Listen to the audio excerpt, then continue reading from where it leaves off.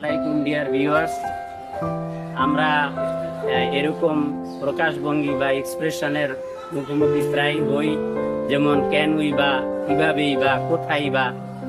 এগুলো ইংরেজিতে করতে গেলে ওয়ান আর এই ফ্রেজ বা শব্দগুচ্ছ যদি প্রশ্নবোধক বা ডাব্লিউএস ওয়ার্ডের পরে বসানো হয়, তাহলেই এই ক্যান উই বা কখনই বা কিভাবেই বা এরকম জোর প্রকাশক প্রশ্ন হয়ে যায়। তবে মনে রাখতে হবে, এক্ষেত্রে ওয়ান অর্থ উপরে হবে না এবং আর্থ অর্থ পৃথিবীও হবে না। শুধুমাত্র প্রশ্নে জোর দেওয়ার জন্য ডাব্লিউএস ওয়ার্ডের পরে আমরা ওয়ান আর্থ ব্যবহার করি। যেমন এই যে মুরগিটা হাতের উপর বসে আছে, হ্যাঁ, আমরা এখন বলতে পারি কেনই বা মুরগিটা হাতের উপর বসে আছে।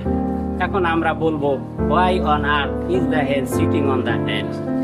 আবার কিভাবেই বা মুরগিটা হাতের উপর বসে আছে, how on earth is the hand sitting on the hand. এভাবে আমরা এই অন আর্থ কথাটি ডাব্লিউএস ওয়ার্ডের পরে বসিয়ে অনেক ধরনের এরকম প্রশ্ন করতে পারি।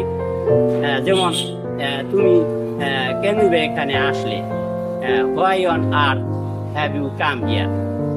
এভাবে আপনাদের জন্য একটি প্রশ্ন থাকলো যে কখনই বা মুরগিটা হাতের উপর বসে আছে। কমেন্ট সেকশনে আপনাদের জন্য এটা থাকলো। যদি ভিডিওটা ভালো লাগে অবশ্যই লাইক, কমেন্ট, শেয়ার করবেন।